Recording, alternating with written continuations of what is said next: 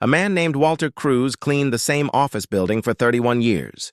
He arrived every morning at 4:45, before the elevators were busy, before the coffee machines started, before a single light on the upper floors had been switched on by human hands. He knew which hallways held the cold spots in winter. He knew which bathroom on the 14th floor had a faucet that needed 2 full turns instead of 1. He knew the name of every plant in the lobby and had, without being asked, learned which ones needed water twice a week and which ones only needed it once. He was 63 years old. He had never owned a home. He drove a 2004 Chevrolet Malibu with a cracked dashboard that he had covered with a piece of dark felt cut from an old coat. He ate lunch every day from a blue plastic container his daughter packed for him the night before. He did not complain about any of this. He was not performing contentment. He simply understood that the shape of a life is determined mostly by what you choose to care for inside it, and he had made his choices long ago. The building he cleaned was the downtown headquarters of Caldwell Capital Group, a private investment firm founded in 1987 by a man named Edmund Caldwell. Edmund was 79 years old. He came into the office 3 days a week, always on the same days, always arriving between 8:15 and 8:30, always wearing a suit that cost more than Walter's car. He took the elevator to the 22nd floor, where his corner office looked out over the river. His assistant, a woman named Patricia, who had worked for him for 16 years, brought him coffee at 8:45 without being asked. He reviewed reports. He took calls. He left by 2 in the afternoon. His life, from the outside, had the appearance of great order. What very few people knew was that Edmund Caldwell had been watching Walter Cruz for 11 years. It began without intention. Edmund had come in on a Sunday in March 11 years earlier to retrieve a file he had forgotten. The building was empty, or he had assumed it was empty. He stepped off the elevator on the 22nd floor and found Walter in his office, not doing anything he should not have been doing, simply mopping the floor with the slow, careful attention of a man who understood that the corners mattered as much as the center. Walter looked up. He did not appear startled. He simply said good morning in the same voice he would have used at any other hour, nodded once, gathered his equipment, and left the office without being asked. Edmund stood in the doorway of his own office for a moment after Walter left. He was not sure what he had expected. Embarrassment, perhaps. Apology. The reflexive performance of someone caught in a private space. What he had received instead was a greeting and a nod and a quiet departure. He thought about it for the rest of that Sunday. He thought about it again on Monday.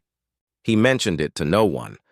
After that, he began to notice Walter in the way you notice something once you have been given a reason to look. He saw him in the lobby at 5 in the morning when Edmund came in early during the quarterly reporting periods. He saw the way Walter spoke to the security guard at the front desk, whose name was Dennis. The way he always stopped for a moment rather than just passing through, asked about Dennis's knee after a surgery Edmund had not known Dennis was having. He saw Walter in the break room on the 11th floor one afternoon in November, showing a younger cleaning crew member how to address a stain on a chair without spreading it. He was not the supervisor. He had simply stopped and helped. Edmund had spent 50 years in a business that required him to evaluate character. He had been wrong before. He had been right more often than not. He had a way of watching people that was not unkind but was precise, the way a craftsman looks at the grain of wood before deciding how to cut it. He watched Walter Cruz for 11 years. What he saw across 11 years was a man who showed up. Not in the way that phrase is used to dismiss effort as somehow automatic or uncomplicated, but in the way that is actually quite rare, the specific quality of arriving fully every time, without the erosion of attention that afflicts most people over time. Walter was not more careful in front of an audience. He was not less careful when he thought no one was watching. Edmund tested this hypothesis quietly and repeatedly over the years, making note of Walter's work on floors where the cameras did not reach, in stairwells, in storage rooms, in the basement mechanical space where no one would have noticed and no one would have said anything if the job had been done at half the standard. It was always the same. Edmund had 3 children. Their names were Richard, Caroline, and James. Richard was 52 and ran the firm's West Coast operations from an office in San Francisco. Caroline was 48 and sat on the board of the firm alongside her brother. James was 45 and had a title that meant very little and a salary that meant a great deal. Edmund loved his children in the way that complicated men love complicated things, with genuine feeling and with a clear-eyed understanding of their limitations. He had made them wealthy before they were old enough to choose poverty. He understood what that had cost them in certain directions and what it had given them in others. He did not blame himself entirely. He did not excuse himself entirely either. He had been thinking about his will for 6 years. He had revised it 4 times. What he kept returning to was not a question of distribution, but a question of meaning. He had more money than his children needed. He had more money than their children would need. The question of where the remainder went had kept him awake on more nights than he would have admitted to anyone.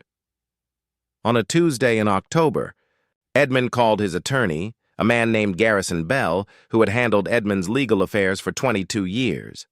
He told Garrison he wanted to make a significant change to his estate documents.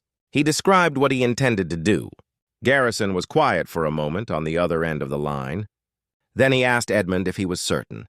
Edmund said he had been certain for approximately 4 years and had simply been deciding when to make it official. Garrison said he would have the documents prepared. Edmund did not tell his children. He did not tell Patricia. He did not tell anyone at the firm. He continued coming in on his 3 days a week.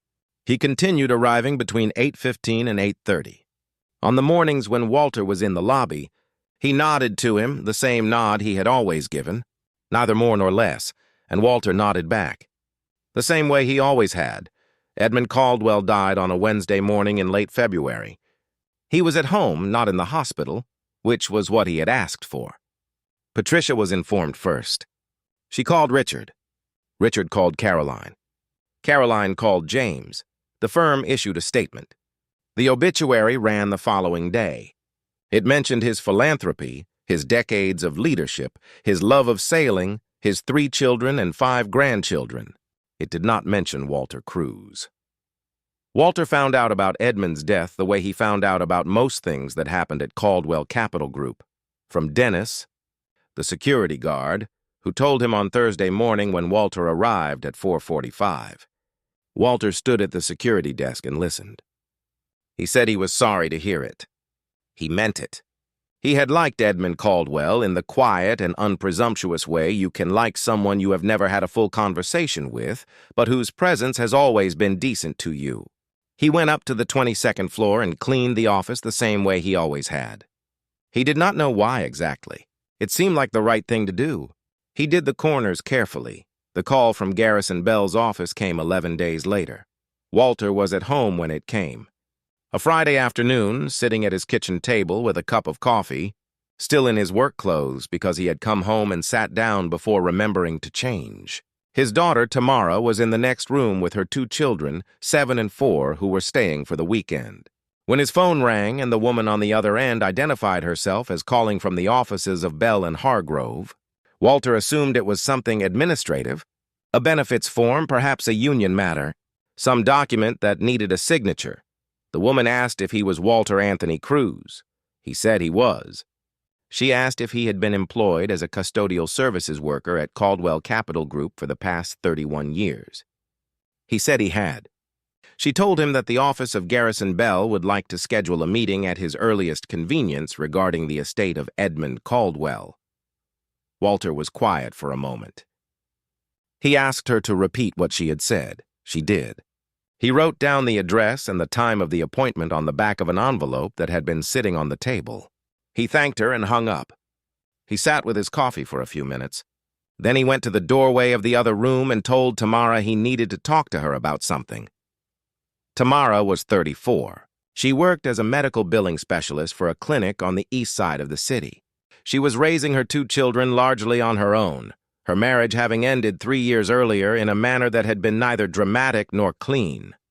She was her father's daughter in certain ways, careful and unhurried, though she had a directness that Walter had always admired and that he knew had not come from him. She sat at the kitchen table and looked at the envelope. She looked at her father. She asked him if he was sure he had heard correctly. He said he was sure. He had written it down. She asked him if he had any idea what it could be about. He said no. He said he had cleaned Edmund Caldwell's office for 11 years, and that the man had always been decent to him, and that was the whole of their relationship as far as he knew. She looked at the envelope again. She said she was coming with him. The office of Bell and Hargrove was on the 9th floor of a building 12 blocks from the Caldwell Capital headquarters. Garrison Bell was 70 years old, a tall man with the careful stillness of someone who had spent decades in rooms where things of consequence were decided. He shook Walter's hand and Tamara's hand and offered them coffee, which Tamara accepted and Walter declined. He gestured to 2 chairs on the other side of a wide desk. He sat down and opened a folder. He did not preamble. He told them that Edmund Caldwell had revised his will approximately 4 years before his death, and that the revision had included a bequest to Walter Anthony Cruz. He said the word bequest in the way a man says a word he has said many thousands of times and has not lost respect for. He slid a document across the desk and told Walter to read the relevant section. Walter read it once. He read it again. He set the document down on the desk and looked at it for a moment without speaking. Tamara leaned over and read it. She sat back in her chair. The room was very quiet. The bequest was not a token. It was not a gesture in the direction of generosity that stopped well short of real consequence. Edmund Caldwell had left Walter Cruz $4.7 million. Garrison Bell let the silence be what it needed to be. He had been in this business long enough to know that the right thing to do when something real had just happened in a room was to leave it space. He looked at a point somewhere above their heads and waited. Walter said finally that he did not understand. He did not say it in the way of someone performing incomprehension. He said it simply, factually, as a man reports that he does not understand something. Garrison said he understood that it might feel that way. He said that Mr. Caldwell had left instructions, not in the will itself, but in a separate letter to be shared with the recipient. He opened the folder again and slid another document across the desk. The letter was 2 pages, handwritten on cream paper in a slanted, deliberate script. Walter picked it up. He read it slowly, which was the only way he read anything. Edmund had written the letter 3 years before he died. He had written it on a Sunday afternoon in the same study where he had made most of the important decisions of his life. He had not drafted it in advance or revised it. He had simply sat down and written what was true, which he found was the most efficient way to produce something that would last. He wrote that he had watched Walter for 11 years. He wrote that what he had seen in those years was not extraordinary in the sense of being dramatic or visible or recognized by anyone. He wrote that it was extraordinary in the sense that mattered most to him, which was that it was consistent. He had spent a professional lifetime learning to distinguish between performance and character, and what he had observed in Walter Cruz was character in its most reliable form, the kind that did not fluctuate based on audience, did not require acknowledgement to sustain itself, and did not diminish over time. He wrote that this was rarer than money. He wrote that it was rarer than talent. He wrote that in his experience it was the rarest thing there was. He wrote that his children had been given everything, and that everything had not been enough to give them this. He wrote that he did not say this with bitterness toward them, but with honesty about himself. He wrote that a man who has done well by the measures the world uses ought, at the end of his life, to try to do well by a measure the world often ignores. He wrote that he hoped Walter would use the money in whatever way made sense for his life and the lives of the people he loved, and that he should feel no obligation to do anything with it that felt foreign to his own character, because his character was precisely the reason for the gift. He signed it Edmund Caldwell, and below his signature he had written one additional line. It said, "You always did the corners." Walter sat with the letter in his hands for what felt like a long time. Tamara had not spoken. When he looked up, she had her hand pressed flat against the side of her face, and she was looking at the window. He folded the letter carefully and set it on the desk. He asked Garrison Bell if there was any possibility. This was a mistake. Garrison said there was not. He said the documents were in order, the revision had been made 4 years prior, and had been witnessed and notarized and was legally unambiguous. He said there would be a process, as there always was with estate administration, and that his office would guide them through every step of it. Walter nodded. He thanked him. He picked up the letter and folded it once more and put it in the inside pocket of his jacket. He and Tamara stood and shook Garrison's hand and walked out into the hallway and waited for the elevator. In the elevator, Tamara looked at the floor indicator and did not speak for a moment. Then she said very quietly, "Did you know?" Walter said no. He said he had not known. He said Edmund Caldwell had never given him any indication of anything beyond common decency, which was all he had ever asked for or expected from anyone he worked for. The elevator reached the lobby. They walked out into the cold afternoon air. They stood on the sidewalk for a moment. Tamara linked her arm through her father's the way she had not done since she was a child. They walked to the car. The news reached Richard Caldwell at 3:45 the same afternoon. Garrison Bell called him as a courtesy, which the will required. Richard was in a meeting when the call came, and he stepped out into the hallway to take it. He stood in the hallway of the San Francisco office and listened to Garrison explain what the will contained. He asked Garrison to repeat the figure. Garrison did. Richard thanked him and hung up and stood in the hallway for a few minutes before going back into the meeting. He called Caroline from his car on the drive home. Caroline had already spoken to Garrison. The call between the two of them was not long. They agreed to speak again the following morning with their own attorney. James, when he heard, said nothing for several seconds. Then he said that was insane. He meant the dollar figure. He also meant everything else about it, though he could not have articulated what everything else was. The family hired an attorney to review the estate documents for contestable grounds. She reviewed everything and came back to them with an assessment that was not what they had hoped for. The documents were clean. The revision had been made when Edmund was in full possession of his faculties. A person has the legal right to leave their money to whomever they choose, and absent evidence of undue influence or incapacity, a challenge would be unlikely to succeed. Richard said they should try anyway. The formal letter went out through their attorney to Garrison Bell's office, a notice of intent to contest. Garrison sent a copy to Walter. Walter read the letter at his kitchen table on a Tuesday evening. Tamara was there. He said he was not surprised. He said he understood why they were doing it. He said he did not hold it against them in a strong way, though he did hold it against them in some way, which he thought was honest. He said he was going to need a lawyer. Tamara already had one in mind. Her name was Diana Marsh, thorough in a way that showed up in results. She reviewed the estate documents and told Walter the case was strong. Edmund's handwritten letter, the contemporaneous memorandum to the file, 2 documents 3 years apart saying the same thing in the same voice. That was not a man who had a confused afternoon. That was a man who had made a decision and held it. The Caldwell children withdrew the notice of intent to contest 44 days after they filed it. Vera sent the formal withdrawal to Garrison's office on a Thursday morning. She called Caroline afterward. She said what she had told them 11 days earlier, that the case was unlikely to succeed, had not changed. Caroline said she understood. She thanked Vera for her work. She hung up and sat in her office in Chicago and looked at the window for a few minutes. She called Richard. She did not call James.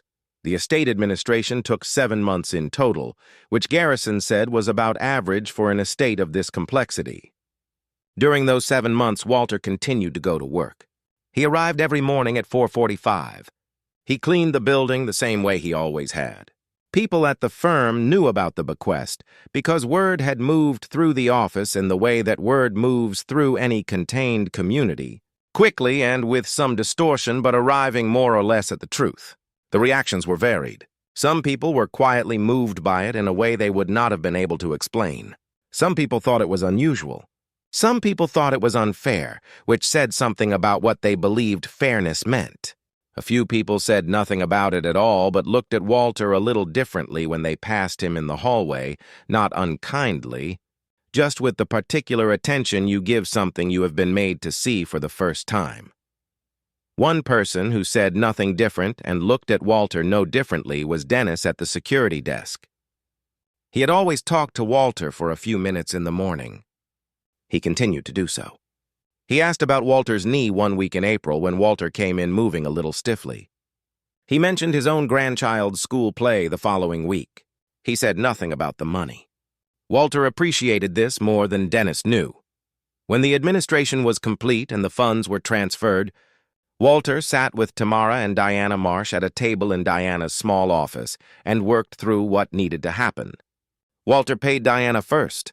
He paid her fully and above what she had billed him, which she tried to decline, and he did not allow her to. He said she had earned it and that he did not do business the other way. He had a list he had made.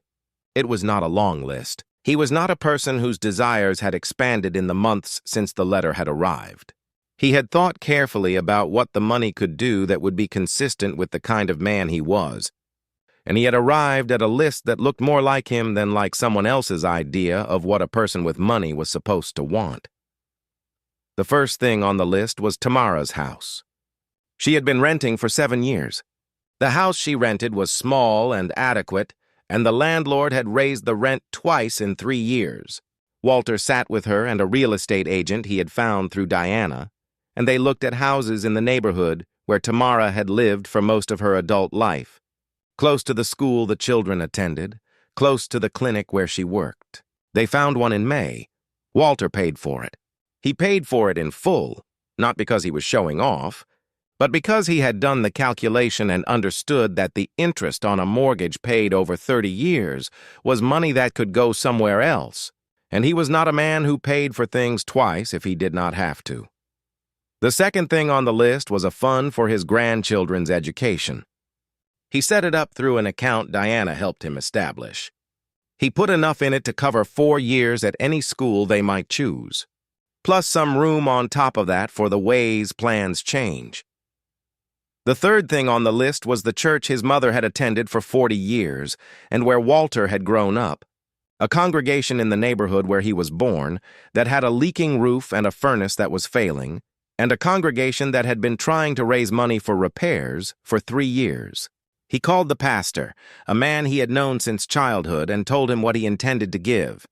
The pastor was quiet on the phone for a moment. Then he said Walter's mother would have said you always did have her eyes for what needed doing. Walter had to set the phone down for a minute after that. The fourth thing on the list was something he had not told anyone about, not even Tamara. He had thought about it for the entire 7 months of the estate administration. It was this: he bought a house. Not for himself exactly. He bought the house 2 streets over from the building he had cleaned for 31 years. A narrow row house that had been vacant for 4 years, and he had it repaired. And he put into it a young man named Marcus, who had been on Walter's cleaning crew for 2 years and who had been sleeping in a shelter and coming to work every morning anyway. Walter did not tell Marcus it was a gift. He told Marcus it was an arrangement, and the arrangement was that Marcus could live there for as long as he needed to while he got himself set, and in return he would look after the property.